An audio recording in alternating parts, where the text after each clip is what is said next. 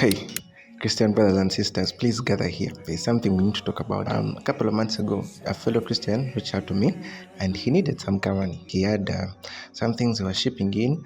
He was clearing some tax for some cameras and he needed some money. Now, by that time, I was also still trying to buy equipment. So I had some money around me that are not yet fully utilized or used. So this Christian friend of mine tells me the whole story and I'm like, okay, it's okay. I will help you with the money. 1 month, 2 months, 3 months, I started asking for my money because now I need to use it.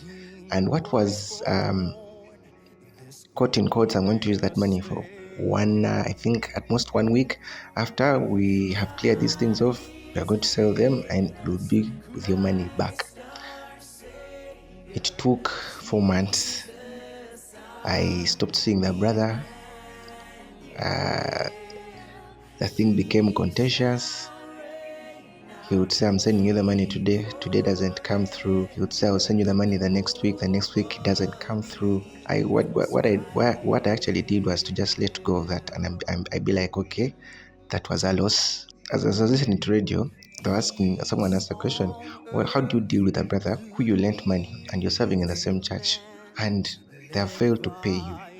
How do you go about that? So the person on the radio gave these two dynamics.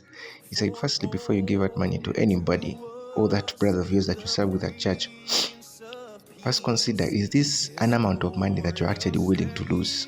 Is it an amount of money that you would not care giving away? Yes, I know, and everyone is on a journey. We need to grow to a certain level of journey where a certain amount of money, you can freely say, I've given you that amount of money.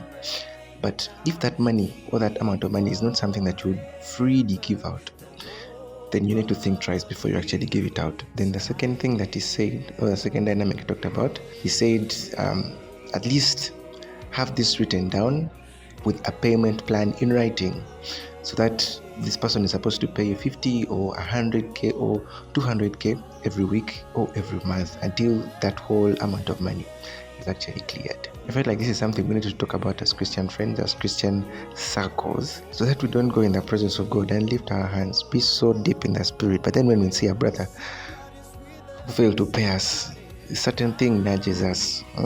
Otherwise, if you're not willing to lose that money, if you're not willing to give that money out, then you need to think twice before you can actually lend it to that Christian brother, so that you can keep the relationship, you can keep the brotherhood, but also you keep the peace of mind. Sometimes people don't give out their money just to keep the peace of mind. Yeah, because some Christian brothers, they are on a serious journey of being faithful with what has been entrusted to them. So I'm speaking the African more things that actually do matter. I'll see us in the next one.